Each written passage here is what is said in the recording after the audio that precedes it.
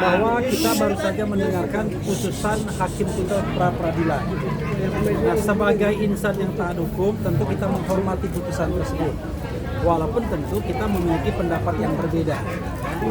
Tapi tetap saja ini adalah putusan yang memang first, final, and binding yang kita harus hargai. Hanya memang ada beberapa catatan yang perlu disampaikan. Sebagai contoh misalnya, tadi dikatakan bahwa putusannya tidak relevan lagi untuk mengajukan pra peradilan terhadap pasal-pasal yang menersangkakan Mas Roy. Kalau kami merasa relevansi itu bukan jawaban hukum ya, karena relevan itu lebih pada timingnya. Kalau tadi kan dikatakan kenapa waktu ditetapkan sebagai tersangka pada tanggal 7 November 2025 tidak segera mengajukan pra peradilan. Jadi ini kawan-kawan semua memang selalu ada dilema kalau kita mau mengajukan pra peradilan. Dilemanya adalah ya, kita mengetahui bahwa success story dari pra peradilan itu memang kecil sekali ya, dan bahkan dalam beberapa hal ada politisasi dan lain sebagainya, dugaannya seperti itu. Karena itu pada waktu itu baik Mas Roy maupun Dr. Tifa memberikan benchmarkingnya begini: kalau beliau ditahan baru akan mengajukan pra peradilan, tapi sepanjang tidak ditahan tidak mengajukan pra peradilan. Nah, waktu beliau ditangkap pada tanggal 19 Juni 2026 kemarin dan kemudian dibebaskan, tidak ditahan pada tanggal 22 Juni, itu pra peradilan diajukan di tengah-tengah waktu itu. Ya, di tengah-tengah waktu itu.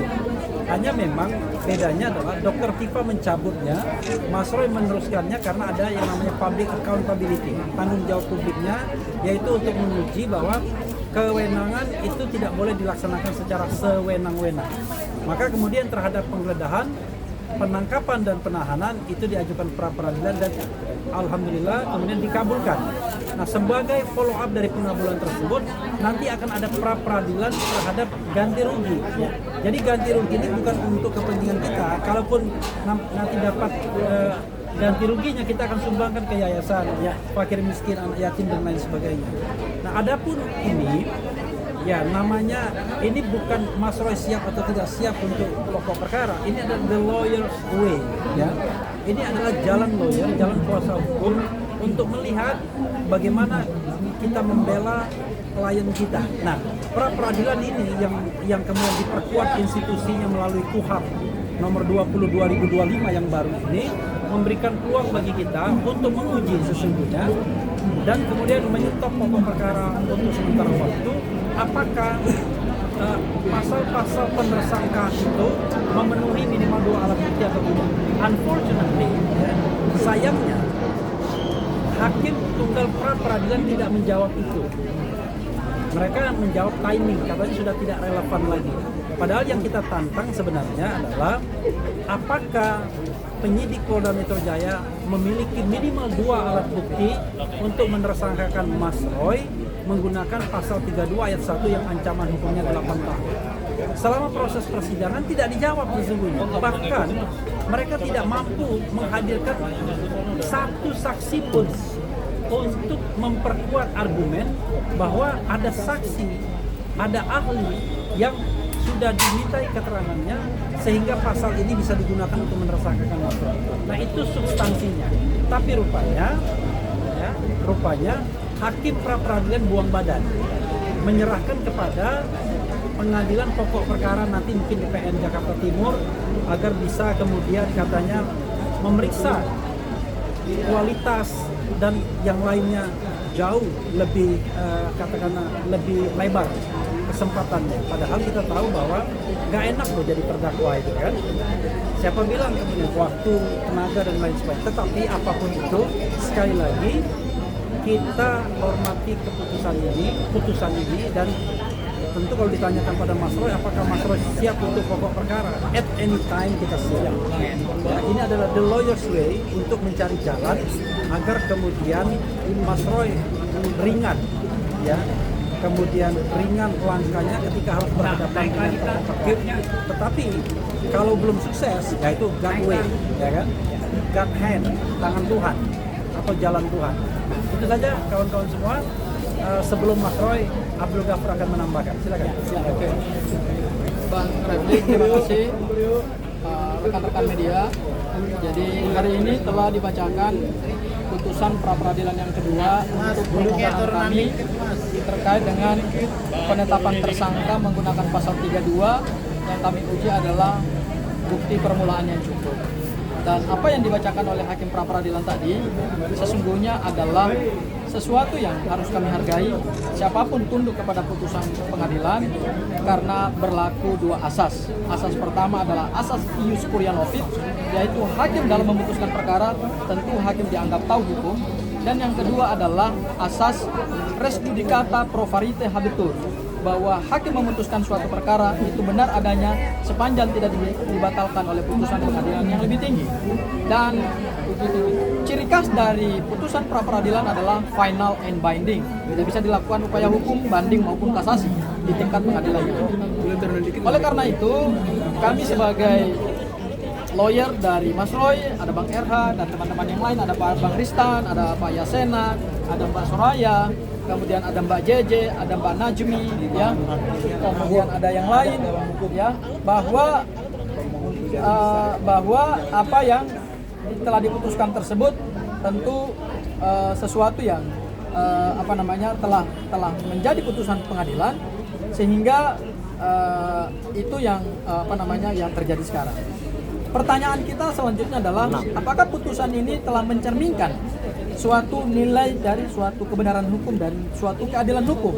Saya kira putusan pengadilan itu tidak selalu mencerminkan hal yang sebenar-benarnya. Meskipun pada pra peradilan pertama permohonan kami diterima, kami mengapresiasi hakim, tetapi pada permohonan pra peradilan kedua ini kami melihat bahwa justru ada beberapa hal yang tadi disampaikan oleh Bang RH, misalnya soal pemeriksaan terhadap dalil-dalil pemohon, ya. Terhadap dalil-dalil pemohon, baik terhadap surat permohonan, kemudian juga terhadap replik, juga terhadap proses pembuktian, ada 4 saksi yang kami hadirkan, ada seorang ahli yang kami hadirkan, itu ternyata juga tidak menjadi dasar pertimbangan hakim. Nah, tentu dalam suatu putusan itu kan harus mempertimbangkan banyak hal.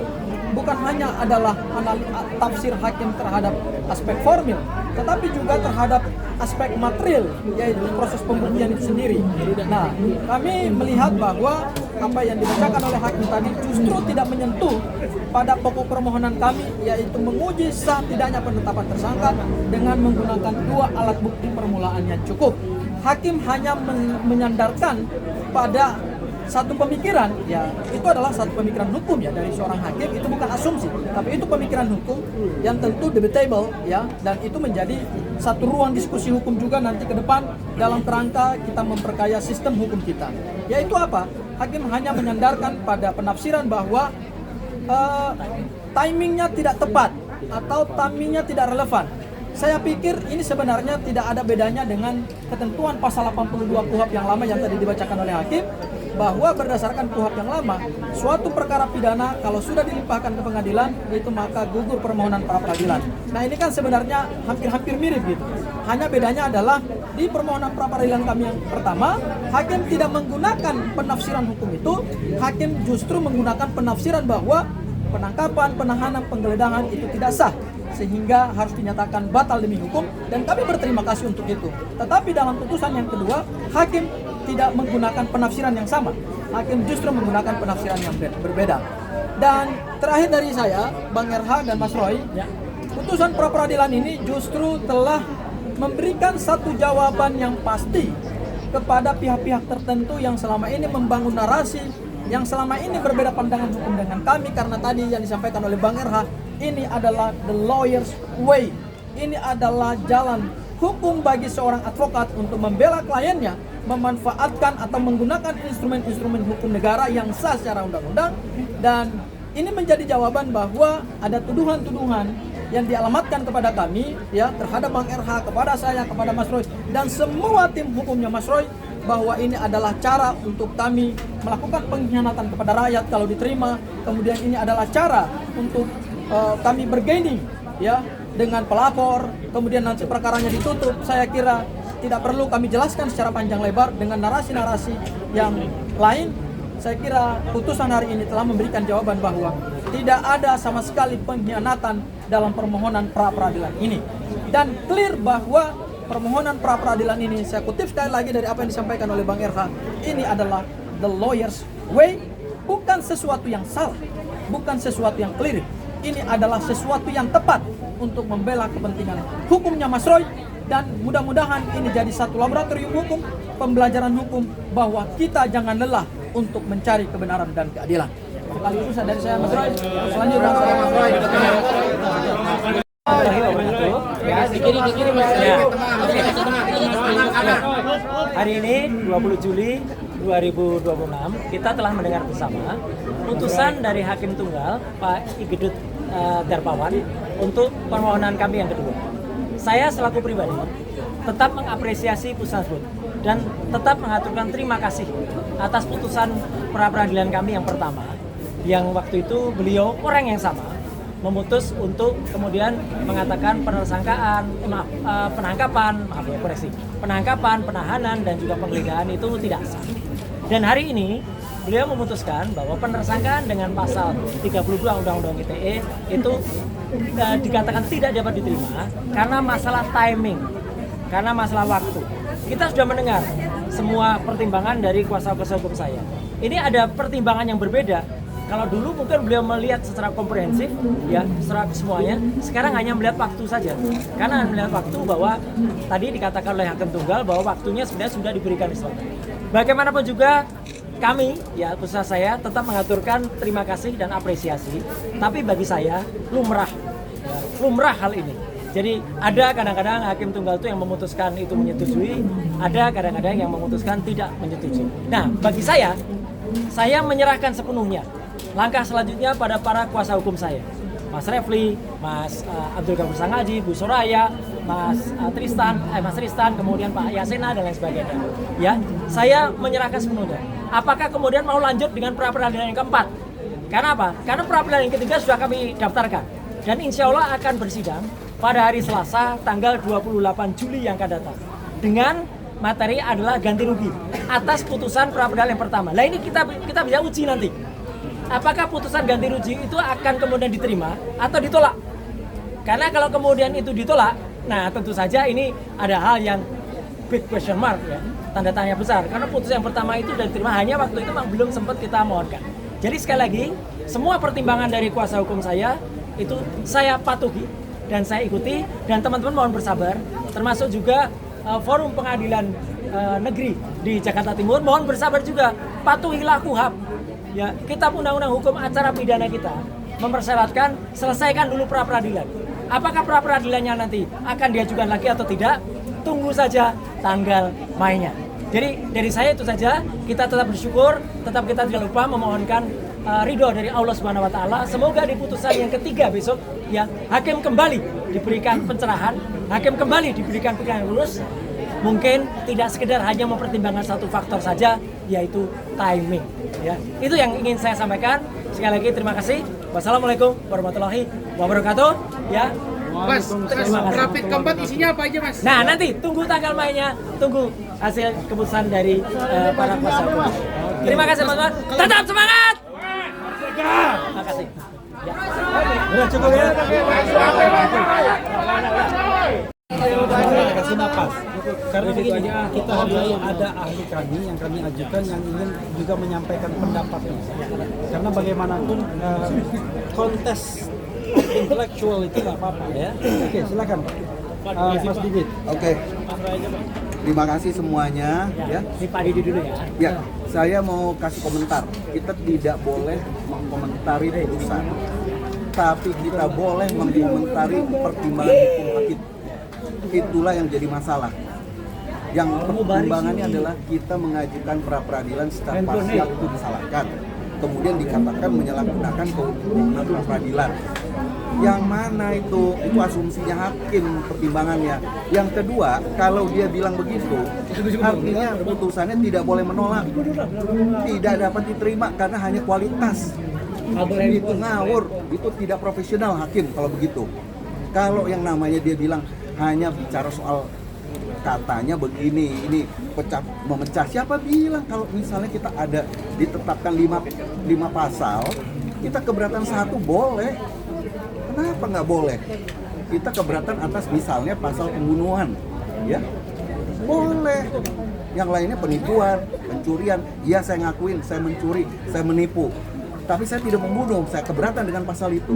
Dan itu pernah dilakukan oleh tim lawyer ini, ya, keberatan tentang satu pasal. Tidak dibilang begitu pertimbangan hukum, ya, luar biasa ini. Dan kalau misalnya menyalahgunakan wewenang, tidak ada. Kita pemohon itu adalah pencari keadilan, bukan orang yang memiliki wewenang. Menyalahgunakan wewenang pra-peradilan itu siapa? Itulah yang membuat putusan, yang menyalahgunakan kewenangannya dia, ya, sebagai pembuat putusan. Di pertimbangannya itu yang kacau. Nah, materi ini menunjukkan bahwa hakim dalam membuat pertimbangan tidak profesional. Itu bisa dilaporkan. Nggak bisa itu kayak begitu, ya. Membuat analogi sendiri. Di hukum pidana material sudah dilarang. Pasal 1 ayat 2 bahwa pidana tidak boleh dengan analogi. Tetapi di hukum formil pun harusnya demikian. Tidak boleh dengan asumsi, ya. Bagaimana sih orang namanya, kalau kita aja waktu diperiksa saksi, saya diperiksa sebagai ahli, diberikan waktu yang terbatas, buru-buru, udah jam segini cukup. Mau diperiksa semuanya, nggak bisa. Semua pasal diulas, bisa berjam-jam. Harusnya hakim memberikan keleluasan untuk pembuktian, tidak buru-buru, ya. Itu juga tidak profesional. Itu menghalangi, ya, keadilan, ya. Percuma kalau kayak gitu. Yang sangat tidak bagus, ya.